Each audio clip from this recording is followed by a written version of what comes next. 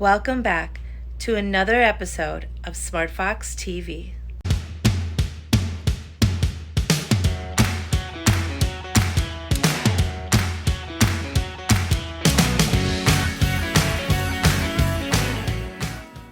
Hey everyone, this is Kim, and thanks for joining me for some manhwa recommendations. First, we have one of my all-time favorites that I've been following for 2 years, Mercenary Enrollment.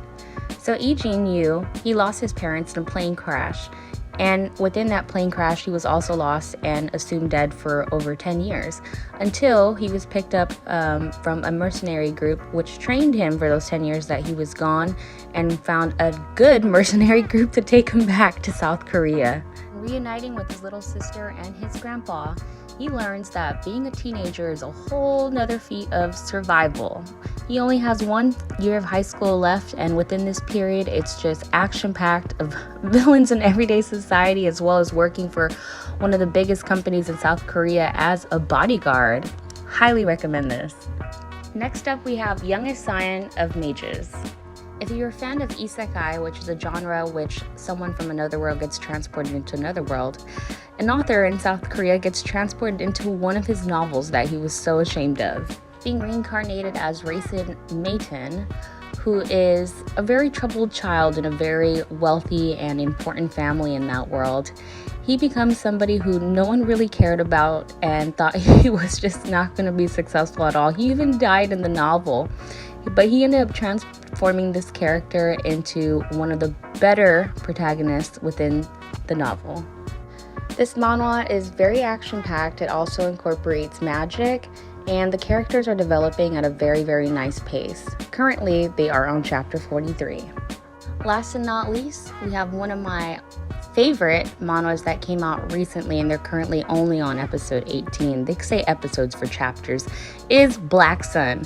Black Sun is about a boy named Yu who has secret origins to a hidden shinobi world, but because of a certain power that he was born with and a ritual not being able to happen, his mom runs away with him into the human world, where she raises him as a normal human.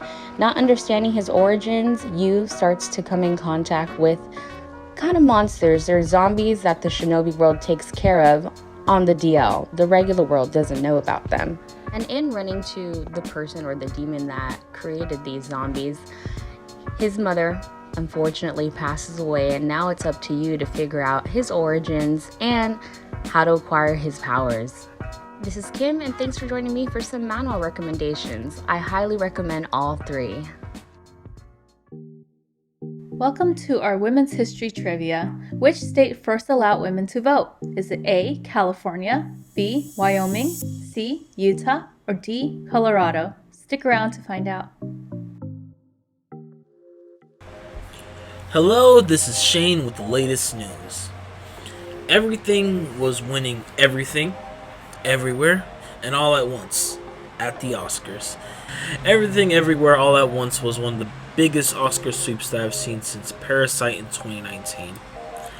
It took home 7 awards out of 11 nominations, including 3 acting awards, Best Director, and Best Picture. The studio behind the film, A24, is the first studio to win Oscars for all major categories. All Quiet on the Western Front won the second most Oscars that night with 4, including Best International Film. Best Animated Feature went to Guillermo del Toro's Pinocchio. It should have went to Puss in Boots if you ask me, but what do I know. Avatar only took home 1 Oscar, thankfully, which was just visuals. Top Gun also won an Oscar for Best Sound, and there were many first-time Oscar winners as well. Every actor that won is a first-time Oscar winner, who are Brendan Fraser, Michelle Yeoh, Ke Huy Quan, and Jamie Lee Curtis. That is all for the news today. Have a great day.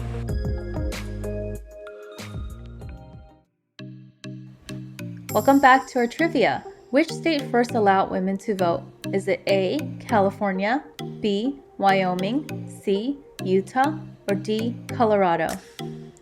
If you picked B, Wyoming, you're correct. Thanks for playing. This is Kim. Hi, this is Sally. Hello, this is Tracy. This is Shane. And thanks for watching SmartFoxTV. Stay foxy.